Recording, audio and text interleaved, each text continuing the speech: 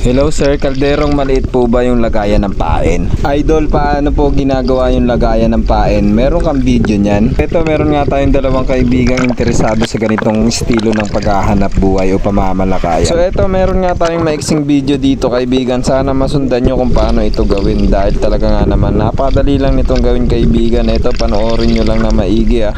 Lagay na ni tata yung pain sa bao.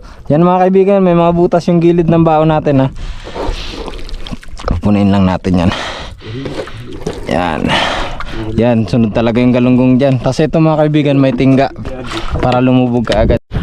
Ikatlong area. Grabe sunod ng galunggong kaibigan, no?